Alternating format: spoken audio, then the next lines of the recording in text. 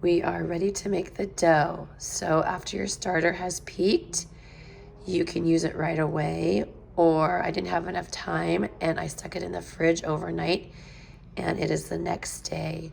So you'll need 50 grams of starter, 350 grams of lukewarm water, which I just threw in the microwave, 500 grams of bread flour, 10 grams of salt. It'd be great to have a scale, your mixing bowl. I use a bowl scraper, but you could use anything. And then something to cover your bowl with while your dough is proofing.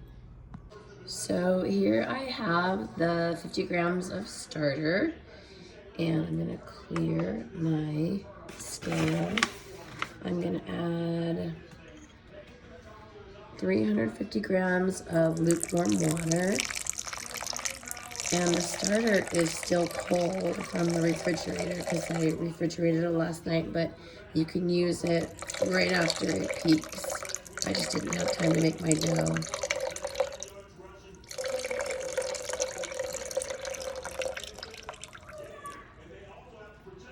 Just need a little bit more.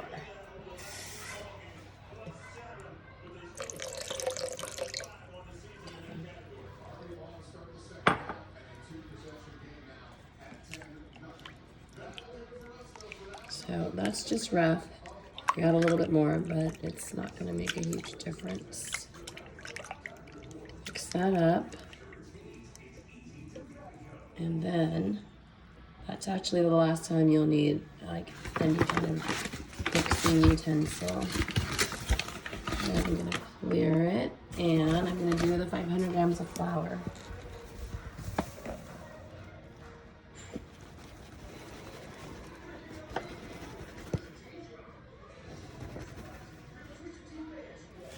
Okay. And then 10 grams of salt. You can use more if you want it saltier, or less if you don't want it that salty.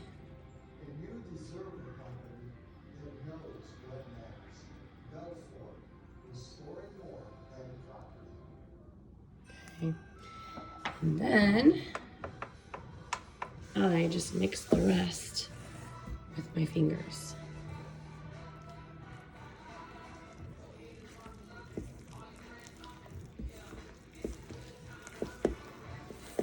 And you just want to make sure that all the flour is wet. So if you have any dry clumps, try to just massage it in with your fingers. And this is honestly like the messiest part of making sourdough. And then I use my bowl scraper to scrape it all down.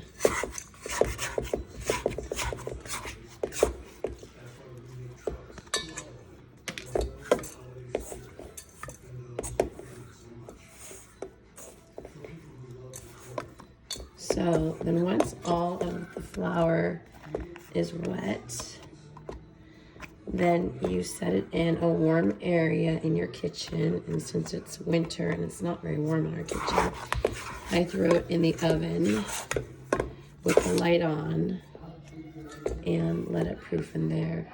So we're gonna let it proof, and we call this, what is it? Autolyse, this stage, when the flour is just getting hydrated, for 30 to 45 minutes. And then after that, we'll do 3 stretch and folds, which are 45 minutes, 30 minutes, or an hour apart. And then you're ready to like fully bulk ferment it. So this just goes into a warm area for about 30 to 45 minutes. I should mention too that before it goes into that warm area, it needs to be covered either with, I use this thing, it's like a shower cap, or you could just use a paper or a kitchen towel. Okay, the dough has been proofing for 45 minutes, and this is going to be the first stretch and fold. So I'm going to wet my fingers and just take it along the edge and stretch it up and then fold it over. And then you can do this, I don't know, 6 times. Just make sure you get all around the bowl. And as you can see, it's like still pretty shaggy, and that will change though as the gluten forms. And that's it. Cover it back up again and then put it back in your warm place for another 30 to 45 minutes, even an hour, hour and a half, whatever works with your schedule. Okie dokie, so it's been about 45 minutes, plus or minus, and we're gonna do our second stretch and fold. Actually, this is called a coil fold, Okay, now what comes next after this? because you like coil it under each other. So you lift it up. This is what I do.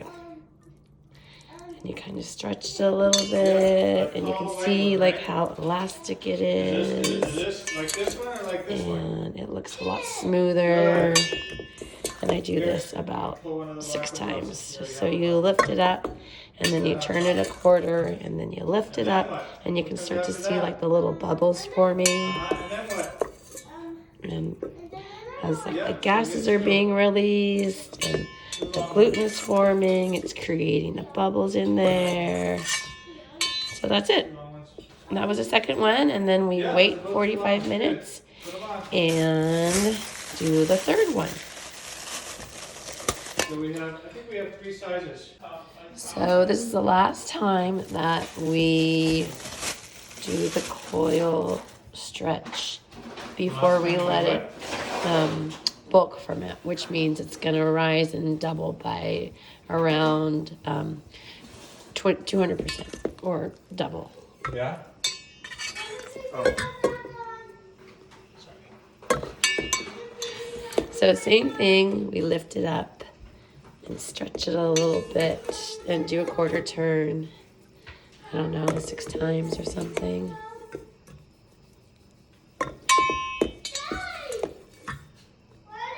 Okay, Andy. Here we go. I'm going to do it right now.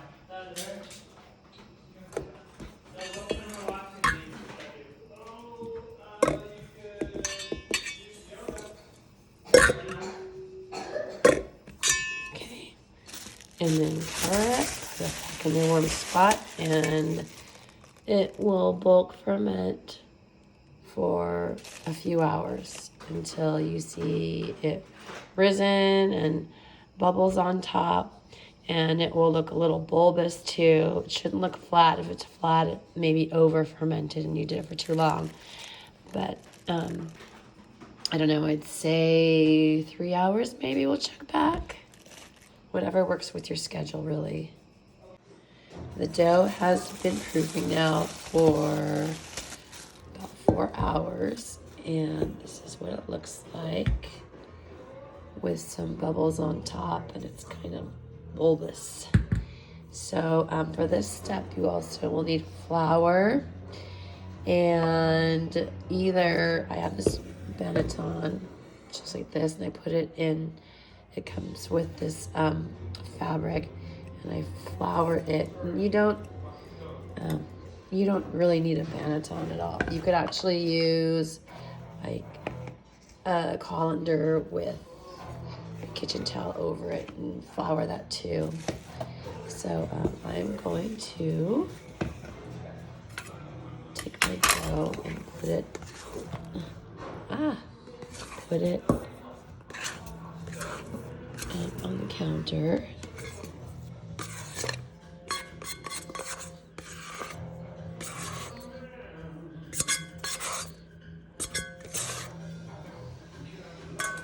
Alright. And actually sprinkle some flour. And I should probably sprinkle the counter too. So this step, I usually spread it out and then I fold it over. turn it over, and then fold it over. Actually, I need a little bit more flour.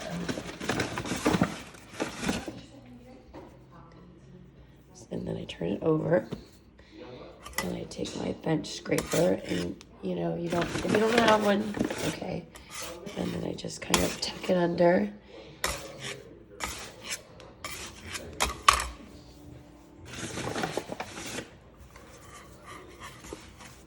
Tuck it under so it is a little bowl.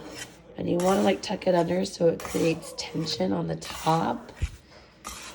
And this is how I do it. I just keep turning it and tucking it under, and kind of pressing it together on the bottom. And you can start to see the little bubbles kind of pushing out. And then I take it, get my banneton, put it in there, and then I pull it some more and push it down.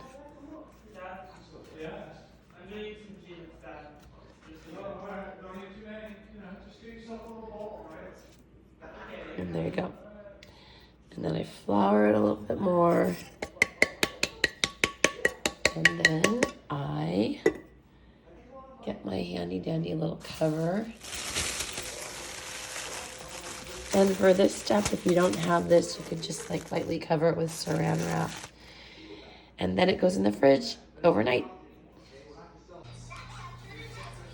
So my Dutch oven has been heating in the oven at 450. And when it's done preheating, I get my dough out of the refrigerator. I've got a sling here, or you could use parchment paper. I'm gonna turn it upside down. Take scissors, or this is my blade, slice it or score it. And for me, I just do an X. And then I'm gonna get the Dutch oven out of the oven. And that's in the middle of the oven.